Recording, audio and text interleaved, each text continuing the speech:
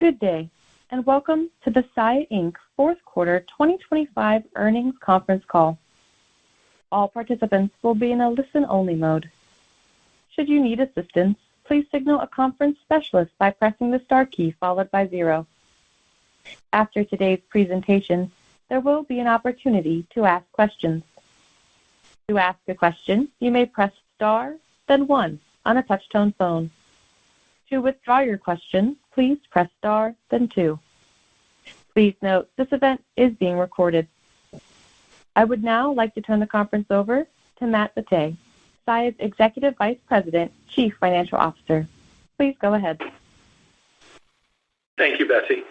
Good morning, everyone. Welcome to SAIA's Fourth Quarter 2025 Conference Call.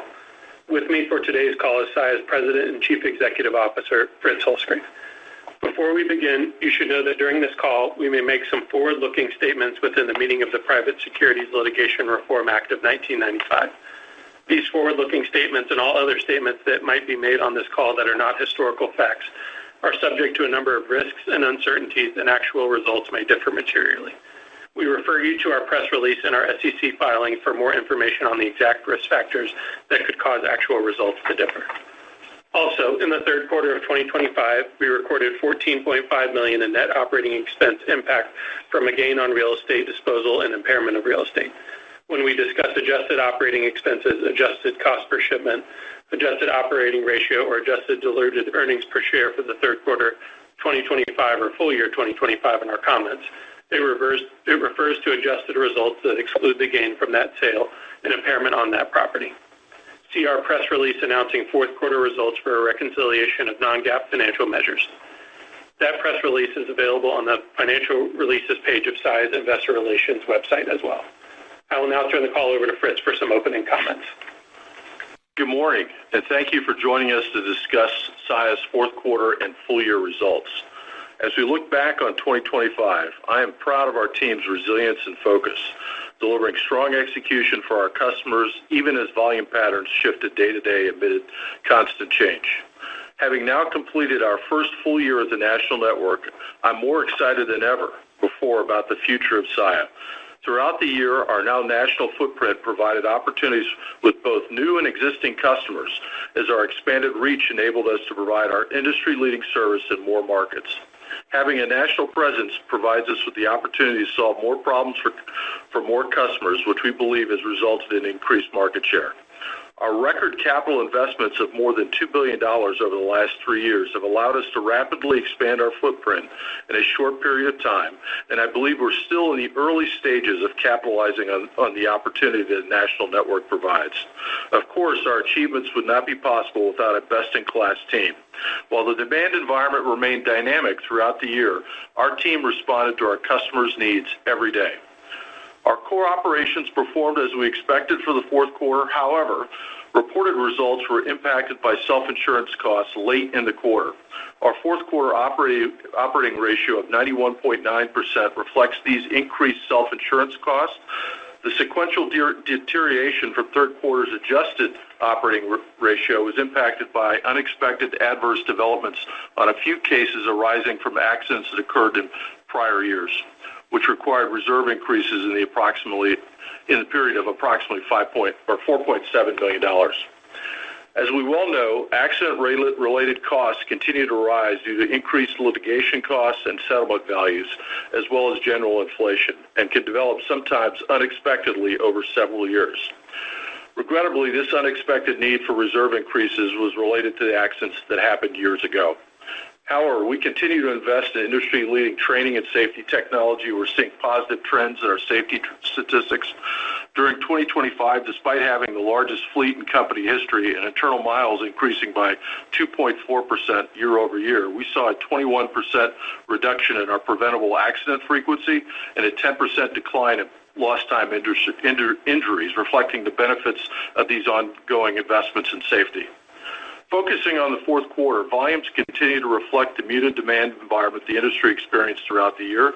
Shipments per day were down 0.5% compared to the fourth quarter of 2024, while tonnage per day was down 1.5% compared to the same period last year. As is typical, we experienced some volume shifts in the weeks after the GRI, which was implemented on October 1st, and we remain extremely focused on ensuring that we are compensated appropriately for the quality and service that we provide to customers. When we analyze the results of the GRI closely, we're pleased to see customer acceptance trends slightly above historic levels. Similarly, contractual renewals remained strong in the quarter, averaging 4.9% of the book of business contracted in the quarter.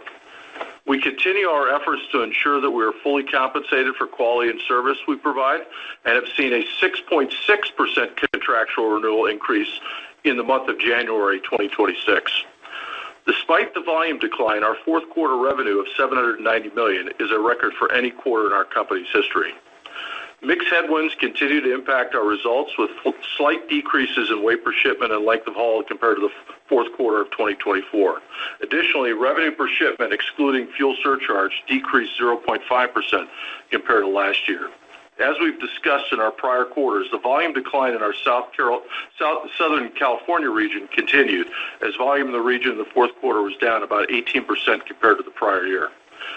This region is typically our highest revenue per bill market, and the volume decline caused an estimated $4 million revenue reduction for the quarter.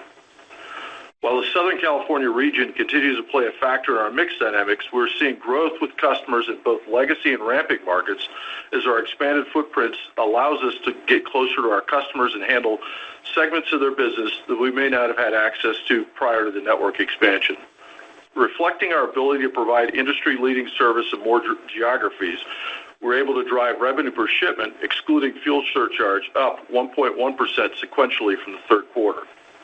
Our nationwide network has now been fully operational for 1 year, giving us clear perspective on the impact of our generational opportunity to expand the network over a very short period of time. Over the past year, we strengthened relationships with existing customers while bringing our high-quality service to many new customers, contributing to what we believe is a record level of market share gain.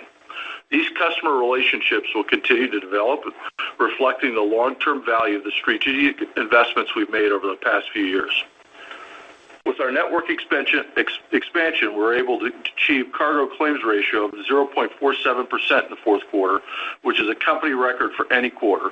Considering the size and scope of our national network, with newer locations still in early stages of their life cycle and employing newer SAIA employees, this customer-centric metric is a testament to the culture instilled at each location in our organic expansion and our team's ability to perform at the highest level.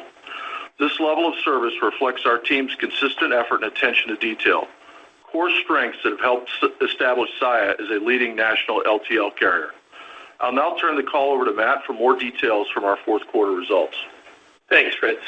Fourth quarter revenue was largely flat compared to the prior year, increasing by 0.1% to $790 million, while revenue per shipment, excluding fuel surcharge, decreased 0.5% to $297.57 compared to $299.17 in the fourth quarter of 2024. Fuel surcharge revenue increased by 6.1% and was 15% of total revenue compared to 14.1% a year ago. Yield, excluding fuel surcharge, increased by 0.5%, while yield increased by 1.6%, including fuel surcharge. Tonnage decreased 1.5%, attributable to a 0.5% shipment decline, in addition to a 1% decrease in our average weight per shipment. Our length of haul decreased 0.1% to 897 miles. Shifting to the expense side for a few key items to note in the quarter. Salaries, wages, and benefits increased 6.1% compared to the fourth quarter of 2024. This increase was primarily driven by increased employee-related costs, which include a company-wide wage increase of approximately 3% on October 1st, partially offset by a 5.1% reduction in headcount compared to prior year, as we continue to improve efficiency and match hours to volume. Excluding line haul drivers, headcount decreased 6.4% compared to the prior year. The year-over-year increase in salaries, wages, and benefits also reflects the rising costs of self-insurance, which continues to be inflationary. Our network expansion and continued investments in technology have positioned us to insource miles, a trend that has continued over the past few years. As a result, purchased transportation expense, including both non-asset truckload volume and LTL purchased transportation miles, decreased by 0.8% compared to the fourth quarter last year and was 7.3% of total revenue compared to 7.4% in the fourth quarter of 2024. Truck and rail PT miles combined were 12% of our total line hauls in the quarter, down from 13.1% in the fourth quarter of 2024. Fuel expense for the quarter increased by 0.2% compared to the prior year, while company line haul miles decreased 2%. The increase in fuel expense was primarily the result of a 4.8% increase in national average diesel prices on a year-over-year basis. Claims and insurance expense for the quarter increased by 12.3% year-over-year. As Fritz noted, this increase was primarily due to adverse claim development on a few accident cases late in the fourth quarter of 2025 related to accidents that happened in prior years. In 2025, we are pleased to see a decrease in the number of preventable accidents year-over-year. However, the cost per claim continued to rise due to increased costs of litigation and increases in settlement values. Depreciation and amortization expense of $62.9 million in the quarter was 16.4% higher year-over-year, primarily due to ongoing investments in revenue equipment, real estate, and technology. Compared to the fourth quarter of 2024, cost per shipment increased 6.1%, largely due to increases in self-insurance related costs and depreciation. Group health insurance alone accounts for more than 30% of the year-over-year cost per shipment increase due to continued inflation in healthcare-related costs. We continue to believe that we provide best-in-class benefits to support our employees, who drive increased customer satisfaction, and while a headwind, we have absorbed the majority of the market rate increases that we have seen over time. Total operating expenses increased by 5.6% in the quarter, and with a year-over-year revenue increase of 0.1%, our operating ratio increased to 91.9% compared to 87.1% a year ago. Our tax rate for the fourth quarter was 22.7% compared to 23% in the fourth quarter last year, and our diluted earnings per share were $1.77 compared to $2.84 in the fourth quarter a year ago. Moving on to our full year 2025 results. Revenue was a record for Saia, increasing 0.8% compared to 2024, while operating income was $352.2 million. Adjusting for one-time real estate transactions, our operating income was $337.7 million for 2025. Our operating ratio for the year deteriorated by 410 basis points to 89.1%, while our adjusted operating ratio was 89.6% for 2025. Focusing on the balance sheet, we finished the year with just under $20 million of cash on hand and $63 million drawn on the revolving credit facility to bring us to approximately $164 million in total debt outstanding at the end of the year, which is down from $200 million at the end of 2024. Looking back on 2025, I was pleased with our team's core execution despite a challenging macroeconomic environment. We insourced more miles compared to the prior year, cost optimally scaling and leveraging our fleet's national network and technology investments, driving our optimization efforts. Further evidence of our network optimization efforts shows in our handling metrics, which improved sequentially every quarter through the year and exited the year 1.5% below their first quarter peak. From a quality standpoint, our cargo claims ratio of 0.5% for the full year was a company record and improved year-over-year in every quarter compared to 2024. We continue to see the benefit of our investments in safety, training, and technology. Lost time injuries in 2025 declined 10% year-over-year, and preventable accident frequency declined 21% year-over-year. While the underlying nature of self-insurance remains inflationary, our reduced incidences help mitigate the rising costs. Importantly, our record investments have enabled us to drive increased customer satisfaction in more markets. Our ramping terminals, or those open since 2022, operated profitably for the year, despite the relative inefficiencies that come with opening 39 terminals in such a short period of time. The 21 terminals that we opened throughout 2024 continue to mature, and we estimate that those terminals increased revenue market share by approximately 80 basis points in 2025. In aggregate, our ramping terminals, while weighing on the company's operating ratio, contributed incremental operating income for the year. We are seeing tangible results with our customers through our expanded service offerings, and I believe we are just beginning to unlock the full potential of our national network and technology investments. I will now turn the call back over to Fritz for some closing comments. Thanks, Matt.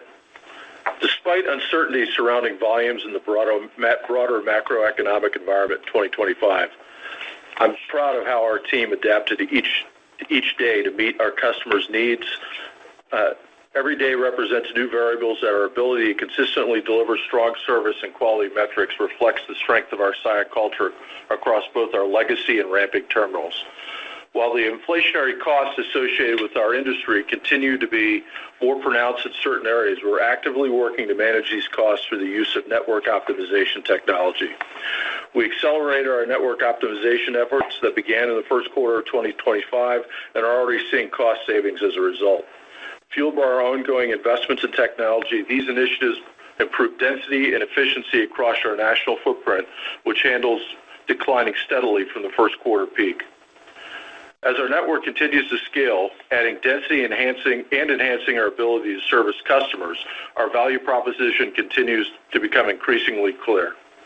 These investments we have made over the past 3 years, more than $2 billion, have strategically allocated capital toward real estate, revenue equipment, and technology to support our long-term profitable growth. In addition to the investments we've made in our network expansion, investments in revenue equipment and fleet modernization have improved operating efficiency and safety while also positioning us to improve the customer experience. We've also invested heavily in technology to optimize network performance and drive operating leverage, including advanced analytics for operational and profitability insights, customer-facing capabilities, employee training, and process automation. We believe that the combination of these investments strengthen our competitive position and supports sustainable value creation for shareholders. As we look to 2026, our focus remains on strengthening core execution by continuing to invest in both technology and our people. Our national network provides a complete LTL solution for our customers, and our success is defined by consistently meeting and exceeding customer expectations while generating an appropriate return for these significant investments. We believe strongly that our national network is poised to scale as macroeconomic conditions improve. By leveraging these investments, combined with our team's commitment to excellence, we expect to drive incremental improvements to our performance in 2026, even if the macro environment remains soft as it was in 2025. The network investment over the past few years reflects a considerable deployment of capital, which requires a return. Our emphasis through 2026 will be on intense focus on ensuring that we see a return on these investments. We expect to be fairly compensated for these investments as our customers benefit from the increasing scale and quality that we provide. Over time, we'll need to continue to reinvest in the inflationary and capital-intensive network and find ways to continue to deploy technology to operate more efficiently. Ongoing investment will require that we are appropriately compensated to provide a return to our shareholders. With that said, we feel very strongly that our business has never been in a better position to drive value for our customers and return to our shareholders. With that said, we're now ready to open the line for questions, operator. We will now begin the question and answer session. To ask a question, you may press star then 1 on your touch-tone phone. If you are using a speakerphone, please pick up your handset before pressing the keys. If at any time your question has been addressed and you would like to withdraw your question, please press star then 2. In the interest of time, we ask that you please limit yourself to 1 question. At this time, we will pause momentarily to assemble our roster. The first question comes from Jordan Alliger with Goldman Sachs. Please go ahead. Yeah, hi, morning. I was just wondering, can you perhaps, in the context of how your, monthly tonnage data has been going, through the quarter and then and then January, how that may tie into your thoughts around sequential margin seasonality 4Q to 1Q? Thank you. Sure. Hey, Jordan. I'll give the monthlies just so that everyone has that. So October shipments per day were down 3.4%, tonnage per day down 3.3%. November shipments per day up 2.6%, tonnage up 1.8%. December shipments up 0.6%, tonnage down 2.2%. And then when I look at January, obviously we had some of the weather impacts that passed through. So shipments per day down 2.1%, tonnage per day down 7%. But keep in mind, we've seen consistent weight per shipment for the past 5 or 6 months now, which is good to see that stability. We're comping some pretty heavy weighted shipment periods in the first quarter last year. So keep that in mind from a weight per shipment standpoint. If you remove the impacts of the storm or normalize them, Shipments in January would have been slightly positive, which continues the trends that we've been seeing, so relatively in line there.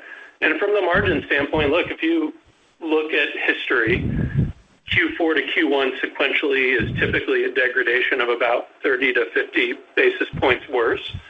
If we get a normal February, normal March, we think we can outperform that and beat that. And if we get a stronger than normal March and see some of that come to fruition, we think we can even further outperform that and get below where we were last year, which really feels like we set up for a pretty good backdrop from that point. Yeah, and I think that's a really important point is that, we get through Q1, we've seen the macro data that's out there that has come up and has been positive. There are trends out there that would appear to be positive. I mean, I think this is our time, right? So this is the time where we've invested and positioned ourselves for this opportunity. And I think that you build off of what we could see in the first quarter as Matt outlined, and I think you're looking at a full year kind of OR improvement, 100 to 200 basis points. And if the market, if macro is, kind of at the upper end of the kind of the trends, then I think that's only better for us, right? So this is the scaling point. This is the time why we made the investments we have over the last number of years. And just one point, Jordan, to clarify, the sequential margin, we're viewing that off of a normalized Q4, right? If you remove the one-off impacts that we called out. Just want to make that clear. Right. And so that excludes that $4.7 million of insurance. That's right. Yeah. Okay. Thanks very much. The next question comes from Jonathan Chappell with Evercore ISI. Please go ahead. Thank you. One super quick clarification, Fritz, that 100 to 200 that you just mentioned, just what's the tonnage backdrop behind that? I know it's like the macro's not getting better, but is it positive? Is it flat, et cetera? And then, go ahead. Yeah, I would just say that I'm looking at the ISM data, so I'm expecting that there'll be some positive backdrop there, right? So in a positive backdrop, that's good for Saia. I think that if we've seen some other macro data out there that would be positive, I think that would lead to a market in which we'd see some potential tonnage growth, and if that's the case, then I think that's an opportunity for us. So I think it's more about if those things come together, this is why this is such a compelling opportunity for us. If those things don't come together, then I think we're in a position where we could still improve OR, but clearly would be at the lower end of the range I described. But in a favorable backdrop, I like the opportunity. All right. And you said several times, getting compensated appropriately. You mentioned the GRI, or maybe Matt said the GRI acceptance was a little better than usual.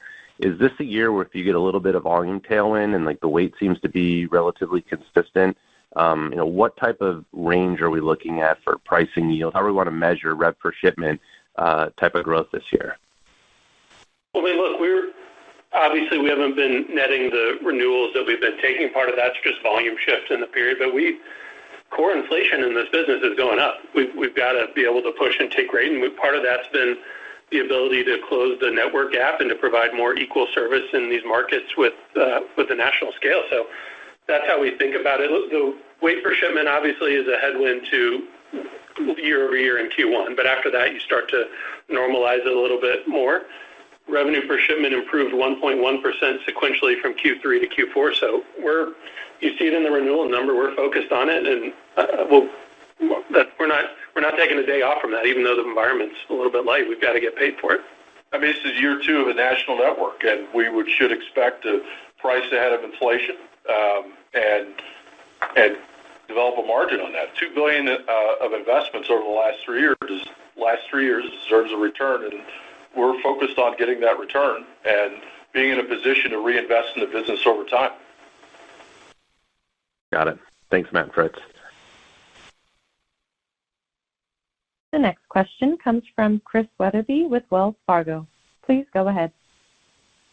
Yeah, hey, thanks. Good morning, guys. I guess I wanted to ask about the new terminals open and kind of relative profitability. It sounds like they did contribute positively to operating profit for the year. Can you give us a sense of where maybe the OR for those are? And then, Fritz, in the context of the 100 to 200 basis points, how do we think about the contribution of the new terminals? Is that where if you can get some incremental volume, you could see much more material improvement in the OR there to drive, towards the top end of that 1 to 200? Yeah, from the first part, Chris, they're obviously they're a drag on the company wide. So they range, right? We've got some that are sub 95, we've got some that are higher than that. In aggregate, they're sort of mid to upper 90s. But a lot of these, if you think about it, they're still within. And when we opened them in 24 for the biggest batch, those weren't all opened early in the year. So throughout the course of last year, we just eclipsed a year of these operationally, which is really something that we're pleased with and proud of. We've got room to go and obviously work to do, but they're in that range. And I would add that the margin improvement is going to come from the new. They're not going to be a drag over time. I'd point you back to when we did the Northeast expansion, right? We saw that as those developed sort of maturity, we can drive incrementals in those. I think what's different this go around in the Northeast is that the incremental opportunities across the business. If you study our network cost stats that we described earlier, where we're able to insource and scale more of our line haul network, that's all about building densities across a national network.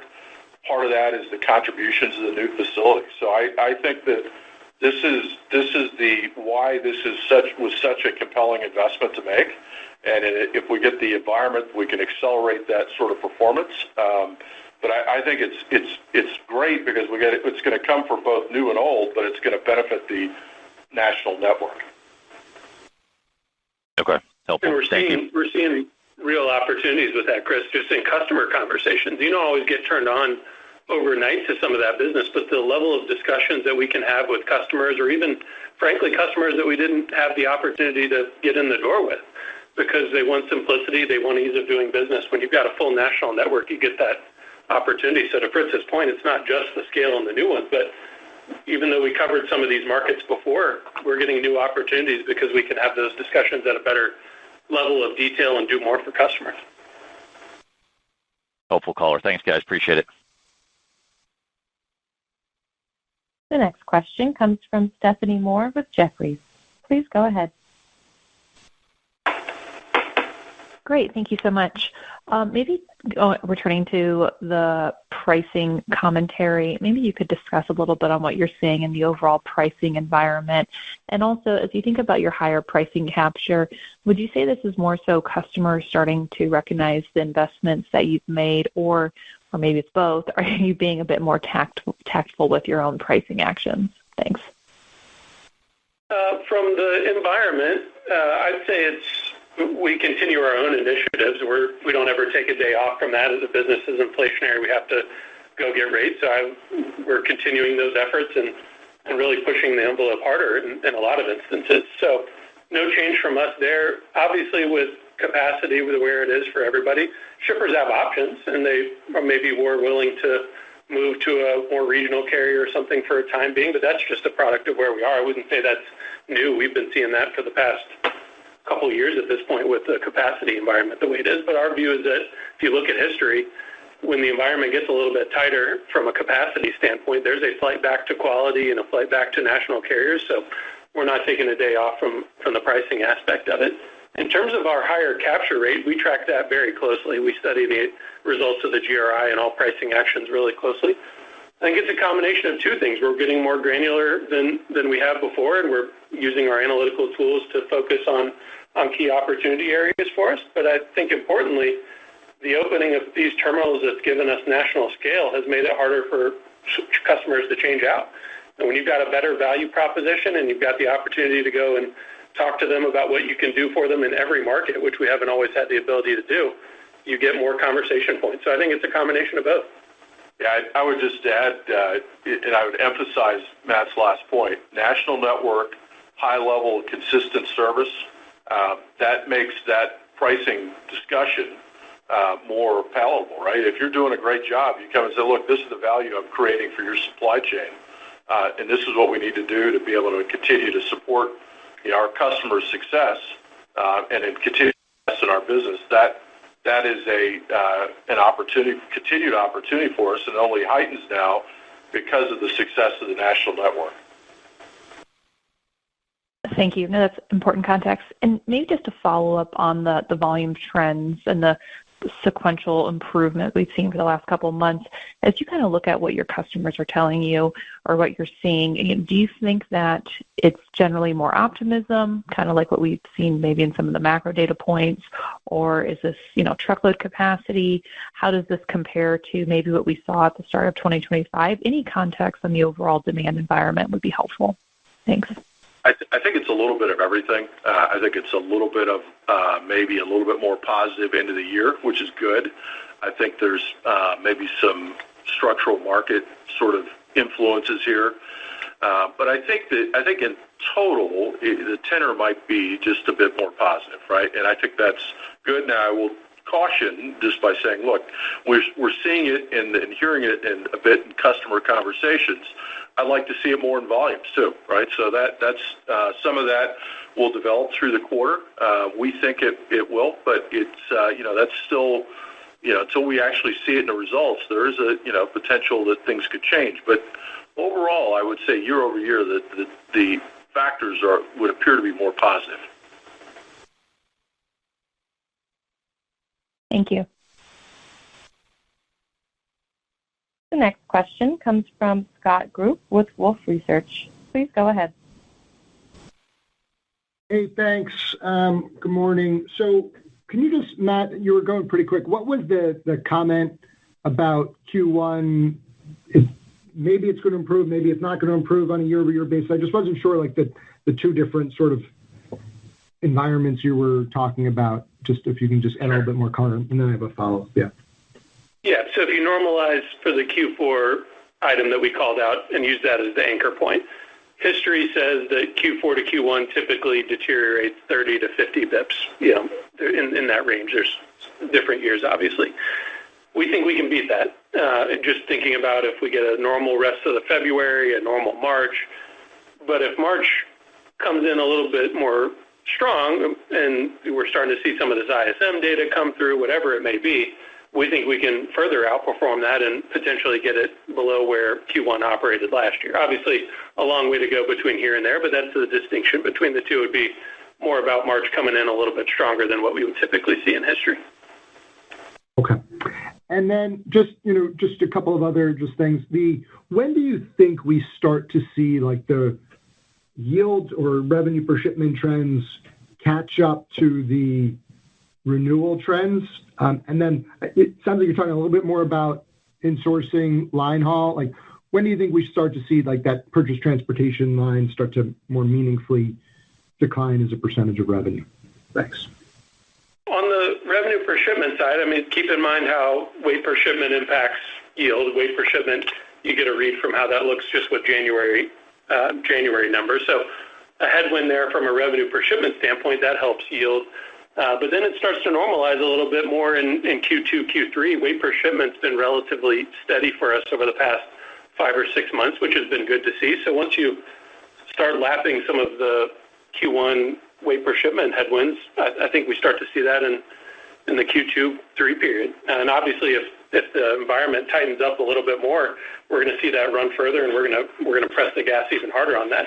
If you look at from a PT standpoint, one of the things that we've talked about for a long time is just the ability to run more balance when you've got a full nationwide network, sell in and out of more geographies, all of that. PT as a percent of total miles over for the full year of 2025 was 12.1%. If you go back to 21 period, that number was over 18% of miles. So we've reduced it pretty dramatically over time. Cost optimally, we still feel really good about how we use PT. But when you have a nationwide network, you're able to balance the network more, run more efficiently as you get more balance between your terminals. So it's come down a good bit over the years, but we still feel really good about how we use it. As the network continues to scale and certainly as volume comes back, we're going to have further opportunities around that, but we feel good about how we use it.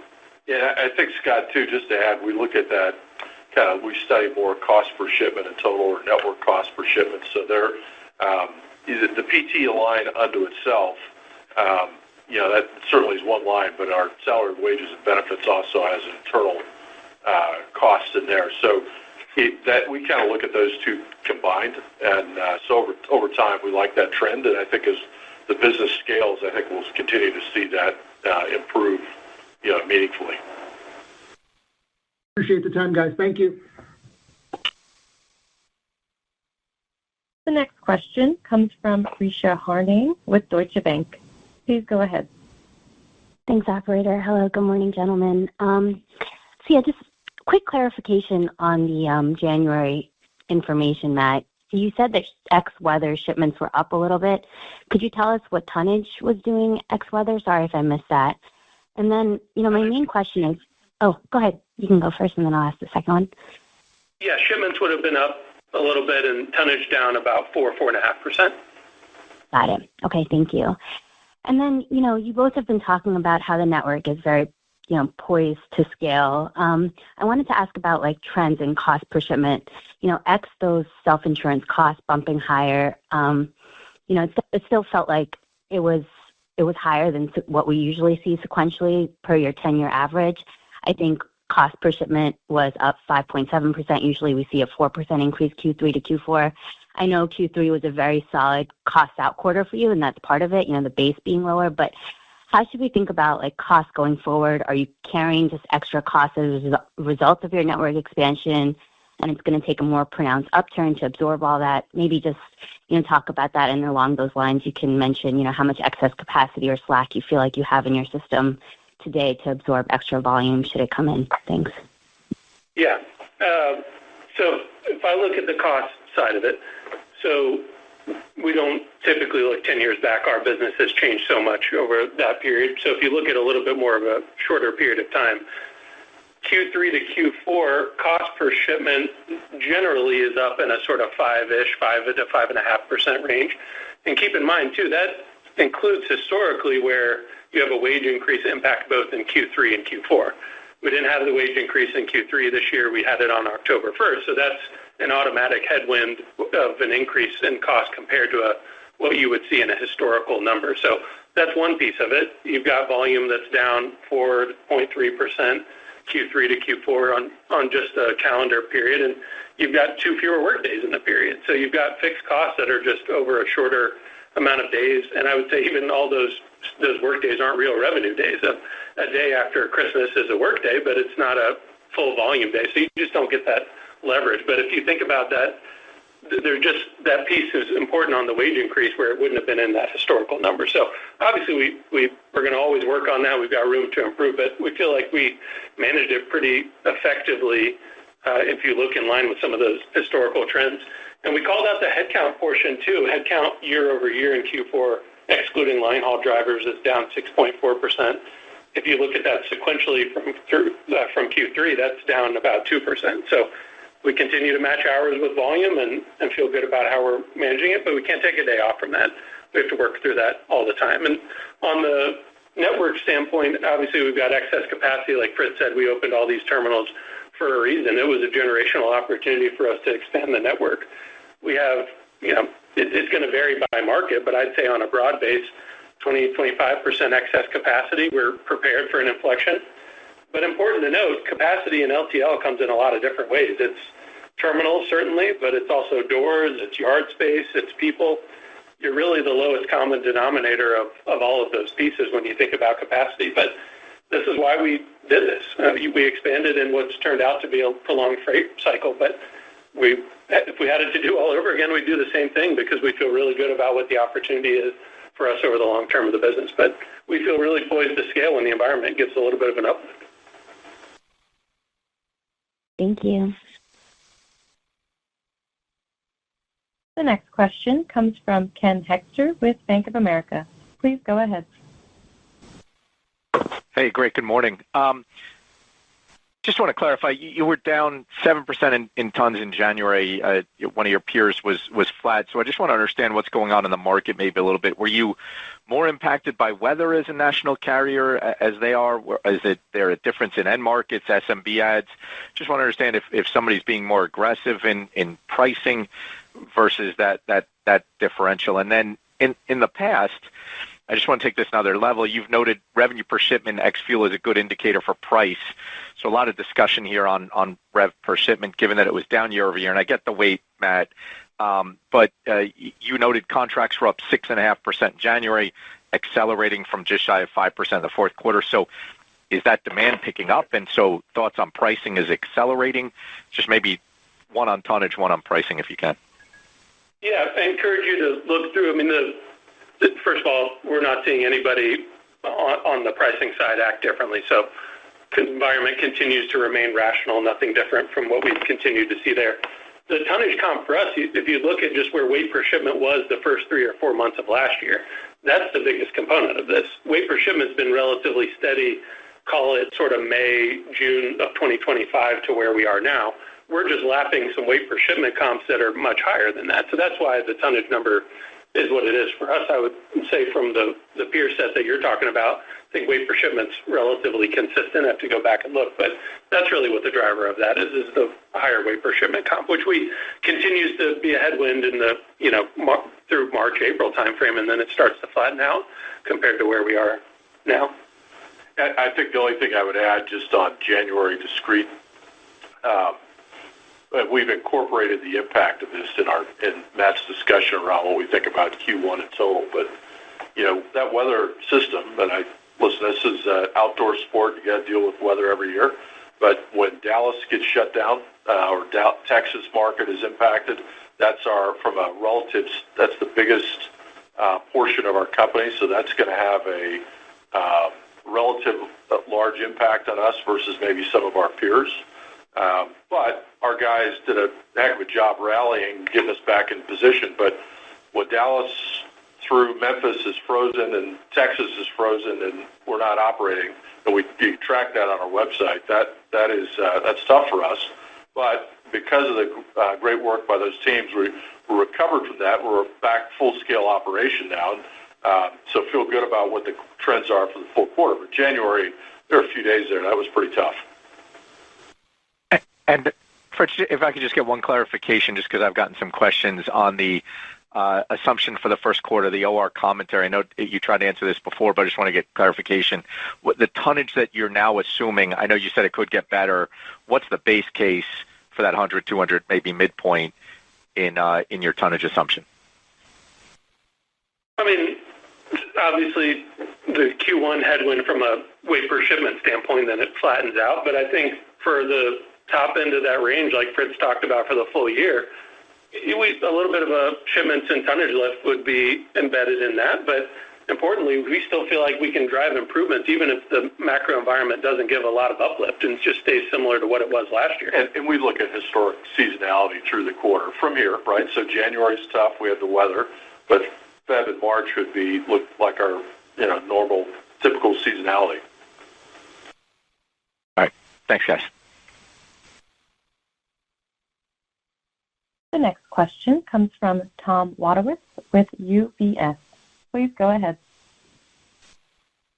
Good morning. So wanted to understand a little bit more your thoughts about, flat freight market, just how you would think Saia will perform if that's the case. Like, it'd be great if ISM is right and you see a better backdrop. But, what if you don't see that cyclical improvement? So in particular, do you think you'll transition to shipment growth if that's the backdrop?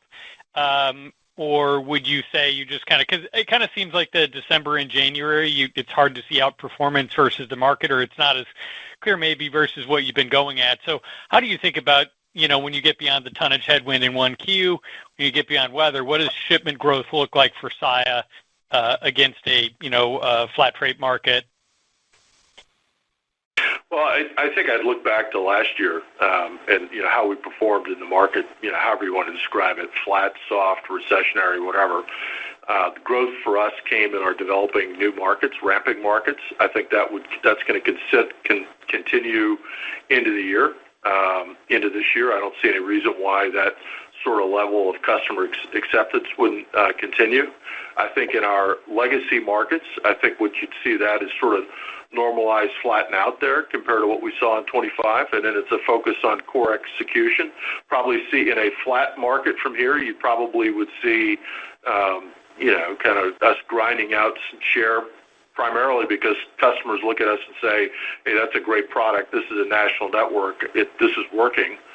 We take share in that way. And we price accordingly to try to continue to get those returns. So I think it's the 2025 playbook in a flat market into 26. But, if the ISM develops like it would sort of indicate, I mean, I think that's what's exciting, right? That's where I think you could accelerate that. Do I look at December and January volume trends? I always comment or note that over the course of the year, I don't know if Feb, January, or December are the 9, 10, or 10, 11, 12 most important months of the year. I don't know. I don't know there's a huge trend in there. But I think I think the underlying execution for us has been good, despite sort of the macro conditions. So, okay, well, I appreciate that. So how do we think about the low end of that 100 to 200 basis points? Do you think does that assume some growth in revenue per hundredweight? Do you kind of get, I know you've had questions on it, but does that assume you get to, 2 points of growth in revenue per hundredweight, something like that, and then also a little bit of shipment growth? Or what kind of revenue growth backdrop do you need to get that low end of your OR comment? Listen, I think that if we get sort of a macro freight market that is, growing a bit, I don't know, 1-2%, yeah, that'd be great. But at the end of the day, I'm not necessarily interested in, we're not interested in leading the league in, shipment growth. This is more about focusing on generating a return. So if the market were stronger than that, you might see more of our return coming from evolving or developing our revenue per shipment. That probably accelerates in that kind of an environment. And then we'll get some growth, and our new markets will continue to grow. So the combination of that would take us up. And, that revenue piece is really going to drive the incremental. So, I would say that in that range that we've given, we've assumed that, when we talked back in last quarter, we said, 50 basis points of improvement into this year just in a steady state grind environment. If we get a little bit of growth into the year, can we get to 100? Absolutely.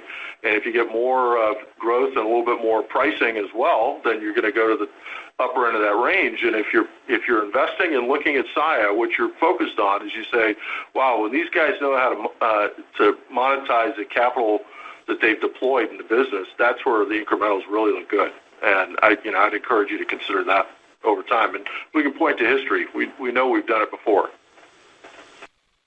Okay, so you probably get some revenue to get to the low end of that 100 to 200, and obviously if the market's stronger, you can do a lot more. Sounds like that's what you're saying. Absolutely. Absolutely. Yeah. Okay. Thank you. Appreciate it. The next question comes from Brian Ossenbeck with J.P. Morgan. Please go ahead. Hey, good morning. Thanks for taking the question. First, just to follow up on the insourcing line haul, it sounds like the network is helping with that from a density perspective, but I thought you also mentioned some technology. So is there more of a structural benefit you're getting here from an investment? And then maybe just wanted to hear an update on the mix of the portfolio. You mentioned the weight per shipment, headwind, West Coast exposure. You had 1 to 2 lane growth previously, so maybe just an update in terms of where we are in that. Is that still going to be part of a tougher comp from a mix perspective here, and maybe in the first couple quarters? Yeah, Brian. So what I would point to, I think one of the things that's always important when you consider our cost structure is kind of reference us or compare us to our competitors. All the public guys are all larger than we are. And, by and large, I think that if, on an apples-to-apples basis, we've got a pretty good cost structure. And that is largely dependent on the deployment of technologies over the last few years around how we plan, schedule, and run our line haul network. So we have never been necessarily concerned with using PT if it's cost optimal, right? So as we have modeled the network over time, we have used PT freely when it made sense to match our cost structure and most importantly match customer expectations. So we deploy that technology, that optimization technology on a larger scale as we grow the business. And as you add 39 ramping points across the network, which you can do that as you take that same technology and you figure out, all right, so what's the better way to schedule and manage our sort of network cost, which is our line haul and PT, and that's why the cost structure is we feel like pretty competitive. And although it's challenged in a seasonally soft fourth quarter, it's still pretty good overall compared to much larger competitors. So that's a kind of a key skill set, a technology-based solution that we deploy. We'll continue to, like any technology, you continue to invest in it because over time you want to continue to improve whatever it is, the logic or algorithm that's driving those sort of decision points. You want to continue to refine and improve that. So that's something we'll continue to focus on going forward. And I think it's a competitive skill set that we have in that. From a mix standpoint, Brian, I mean, the LA headwind, weight per shipment headwind, those late March, April-ish timeframe are when those start to lap. Obviously shipments were down, but in the areas that are growing, it is typically a little bit more in those shorter haul segments right now. But I think part of that is just the expansion of the network. You get opportunities with customers to solve more problems. But from a larger standpoint, really that LA weight per shipment part, that recedes a little bit after the late Q1, early Q2 time period. But importantly, we're focused on driving returns on the investments and focusing on price. We've got to get paid for the service that we provide, and we've got more conversation points than we ever have with a wider network. But those are the key points on the mix portion of it. All right, thanks. So just to clarify, Fritz, the optimization is just doing more with the same technology, nothing really new incremental, just a broader base with better density. Is that correct? Yeah, I mean, that is, but I think, Brian, what's important to underscore here is that we continue to invest in that technology, right? So further refine the algorithms we use for that and the tools that we deploy with that around how we plan the network going forward. So it's not a static investment where we say, hey, 2 years ago we deployed this technology, we're not making changes to it. We continue to invest in it, but that's really key for us. Right. Okay. Thanks for your time. The next question comes from Ravi Shanker with Morgan Stanley. Please go ahead. Great. Thanks. Morning, guys. Just one follow-up to start. Just to confirm on this insurance, should we treat this as a one-time item, what happened in the fourth quarter, or is this the new baseline going forward? And also, you mentioned you've seen some volume shifts after you pushed through the GRI. Can you unpack that a little bit more? Kind of who did that go to? Was that entirely price-driven?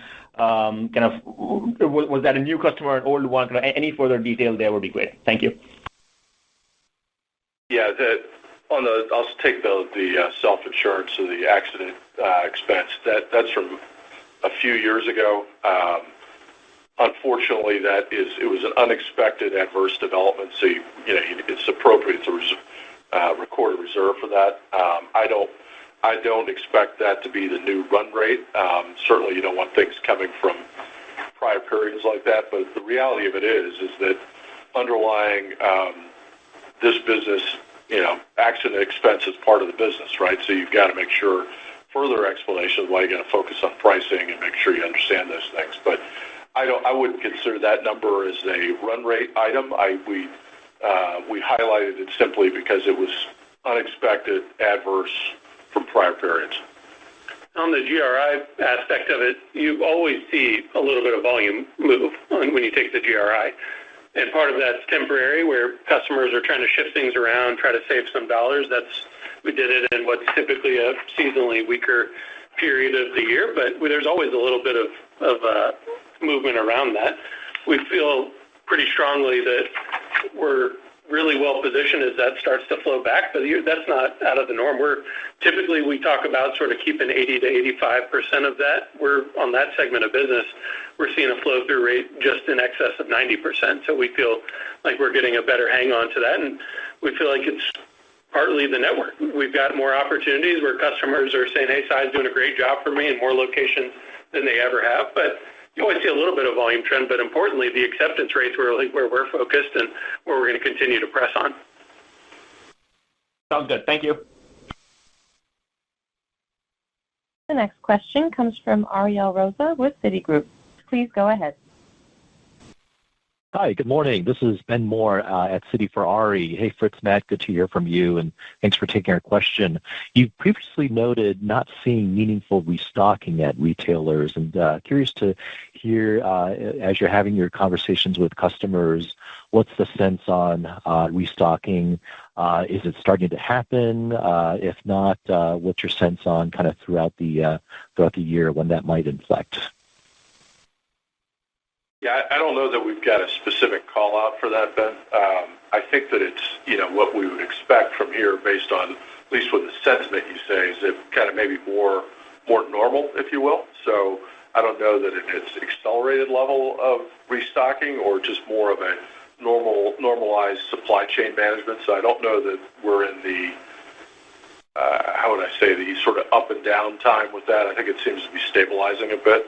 So we don't see quite the volatility that we might have seen even, 6 months ago, as people were addressing changes in their supply chain. We don't see as much as that now as we did then.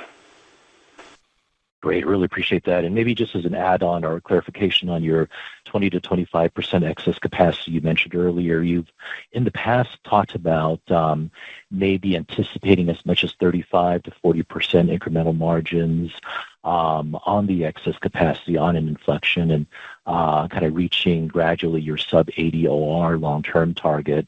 What's your sense on that right now? Are those numbers still kind of what you have in mind targeting, perhaps maybe not 26, but 27 beyond? Listen, a $2 billion capital investment on a business like what we've deployed in this business, the returns that we're expecting are sub-80 OR, right? So now, when does that happen? I think the market is going to influence that, but I don't see any reason why we don't drive the performance of the business in the low 80s and into the 70s. So parts of the network, even today, that have some level of maturity, we actually operate in the upper 70s now. We use that as a guidepost. We say, look, we ought to be able to do that everywhere, and that's why we made the investment. So I don't think there's any hesitation on our side to say that can't be achieved. Great. Thanks so much. The next question comes from Reed Seay with Stephens. Please go ahead. Hey, guys. Thanks for taking my question. I wanted to touch on salaries, wages, and benefits here in the fourth quarter. You talked about headcount being down, I think, above 5% year over year. Obviously, you had the wage increase here in October. But you would think that maybe like the headcount coming out and the wage increase on a year-over-year basis would offset each other. Can you talk about maybe, or just dig into the expenses in that salaries, wages, and benefits line a little more? Is there anything in the fourth quarter that maybe won't repeat going forward, or is there any reason that could potentially be elevated, or just add more color there would be helpful? Yeah, I mean, you've always got, we talked about the health insurance inflationary environment. We talked a little bit about that in the pre-scripted comments. If I look at headcount, excluding line haul drivers, it's down 6.4% compared to Q4 last year and down about 2% sequentially from Q3 to Q4. But in a cost per shipment basis, which I think is where you're getting at, Reed, if you look sequentially, and you've got 2 fewer work days. So your fixed costs are spread out over fewer days, fewer shipments. You've got a shipment deterioration that you see in the sequential Q3 to Q4 numbers. And then the days that you have shipments, they're not all full revenue days, but the fixed costs of headcount, of salaries, of, in a way, some of the insurance items, those are all embedded in there. But we're pleased with the pace that we continue to match hours with volume. We're never going to be, that's just part of our business. You've got to match hours with volume. So I think more than anything, it's just you didn't have the wage increase in Q3, so we did it in Q4, so that's an automatic increase compared to if you were just kind of looking and modeling historically. But we feel like we managed it pretty effectively in what's a challenging period of the year, plus with a more challenging environment. We knew what October shipments were on the last call, and that was a 23 workday month, which is the most important month. November was 18 days. So just some of those nuances and headwinds on how the calendar lines up, but we feel like we manage costs what we typically do on a headwind from a wage increase that was only in one period versus the combination of the two.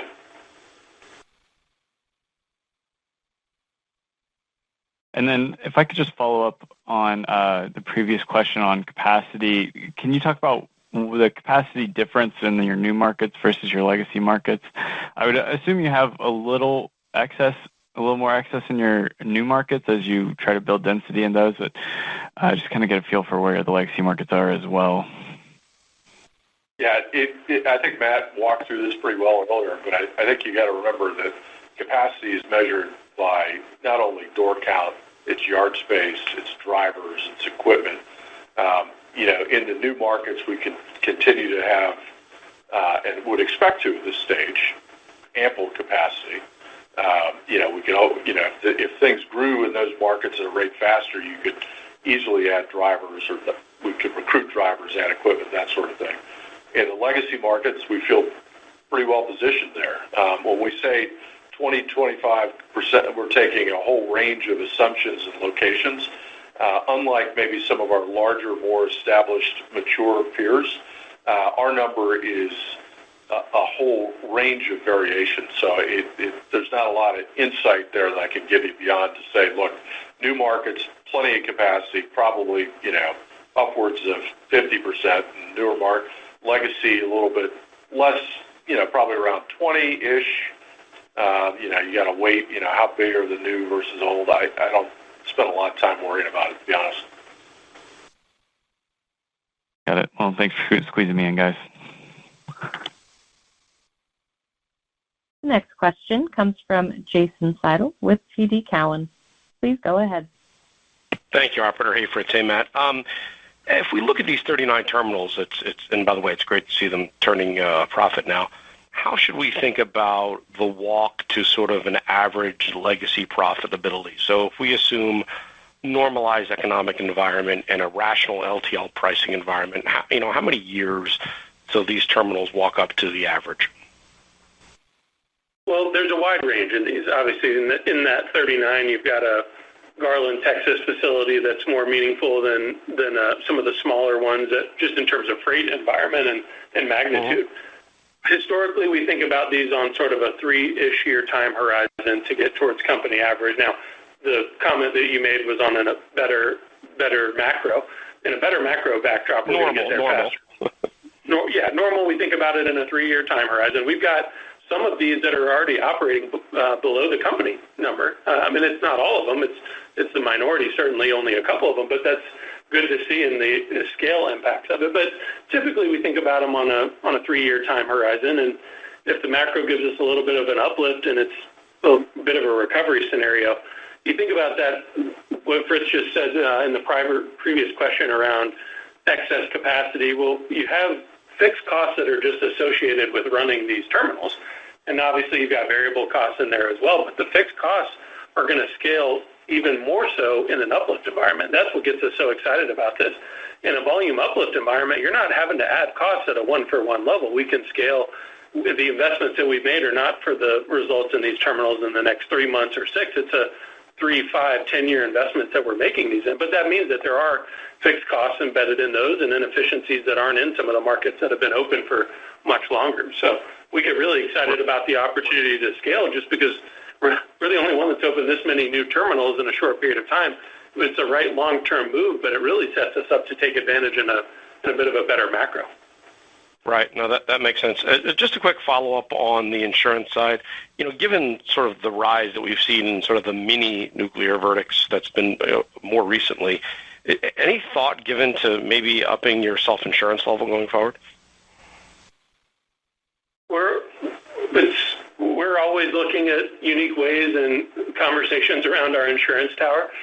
We factor in a lot of different things as we're going through those negotiations and the renewals. I think very important, we invest in, we've said this for a long period of time, we invest and will continue to invest in every piece of safety technology, best-in-class equipment with all all safety technology on it. So we're never going to take a break from that, but the environment is inflationary. I mean, you hear everybody talk about that. So the best way to prevent that is to have fewer incidences. And we were pleased with the progress we've made this year. So we have a pretty wide-ranging discussion every time on the insurance renewal side. So we take it.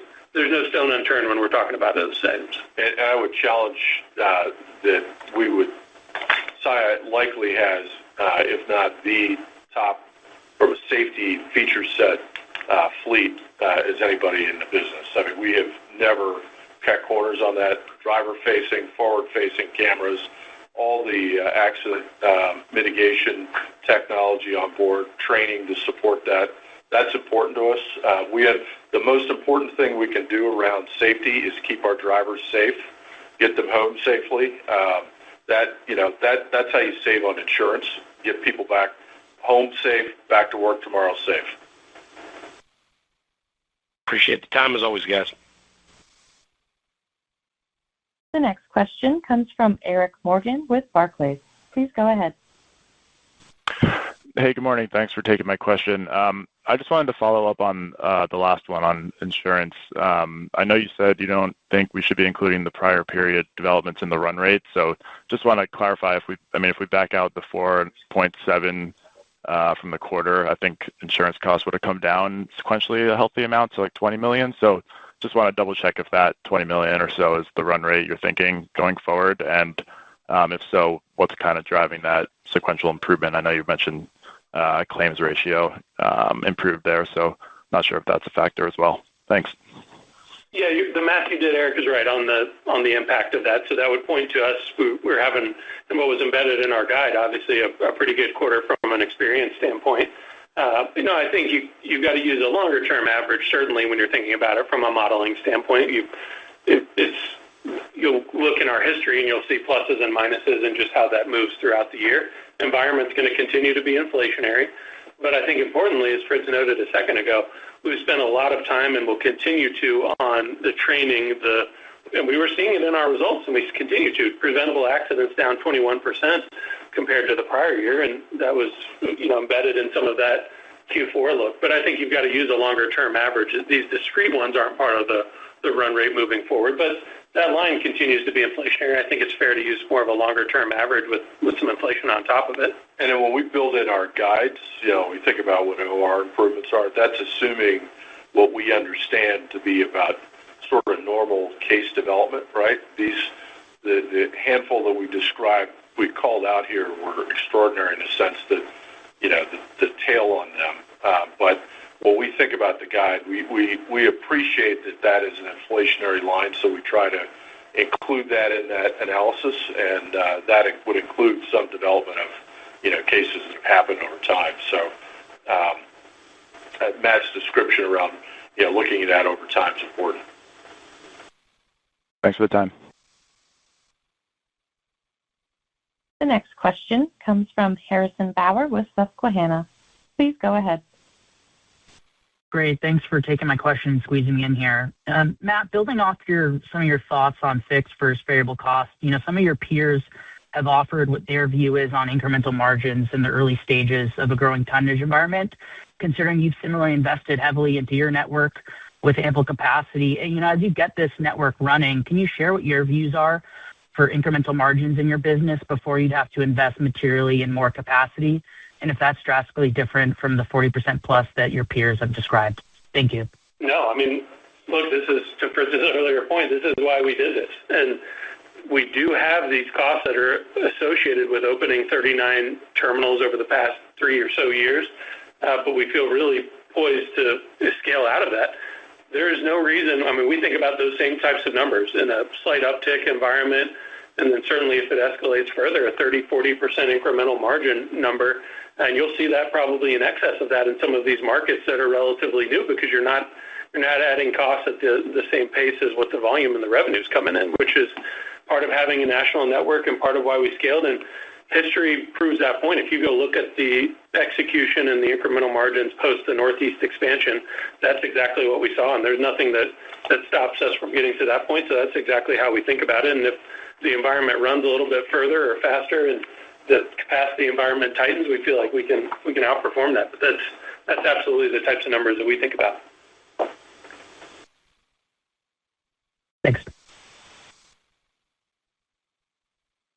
This concludes our question and answer session.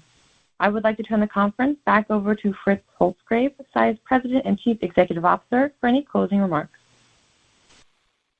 Betsy, it looks like one more person popped in the queue. Could we answer? Can we get Tyler? My apologies. The next question comes from Tyler Brown with Raymond James.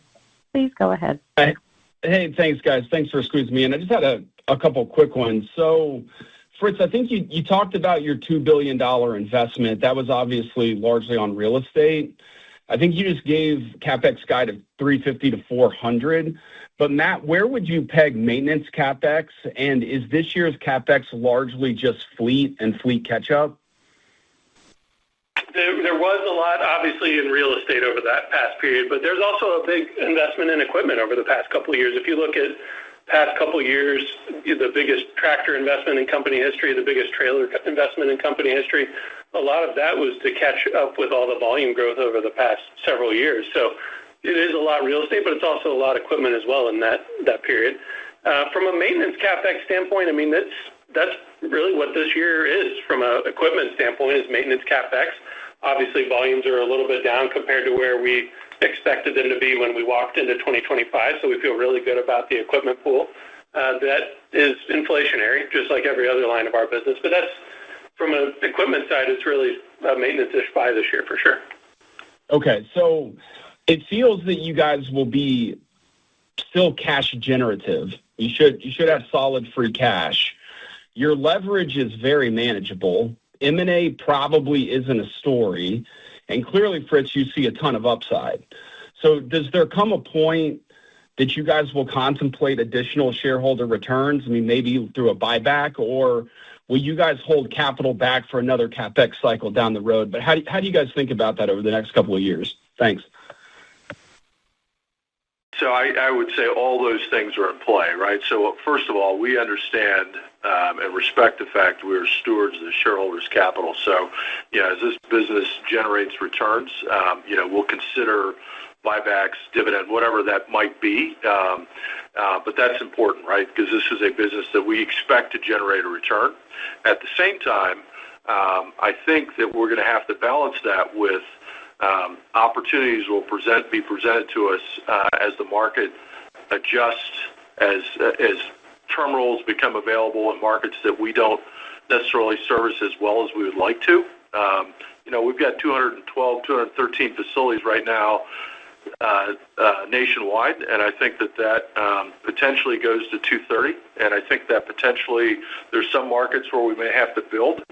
There could be other markets where I think we're going to be able to find available real estate. So we're going to have to balance the deployment of capital in that way. I think the way to think about that, though, is obviously we're going to be stewards first and foremost.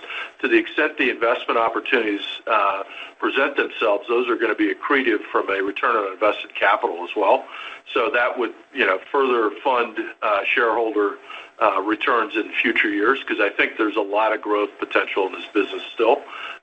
So we're excited about that opportunity. I think important to add to that, Tyler, too, the point you made at the beginning of being free cash flow generative this year is a big deal. That's what we expect to be. Yep, perfect. Okay, thanks, guys. This concludes our question and answer session. I would like to turn the conference back over to Fritz Holzgrefe, Saia's President and Chief Executive Officer, for any closing remarks. Thank you, operator, and thanks to all that have called in. At Saia, we believe that our value proposition of the customer continues to be significant, and we look forward to talking about the success we will achieve in the quarters and years to come. Thanks all for the time. The conference is now concluded. Thank you for attending today's presentation. You may now disconnect.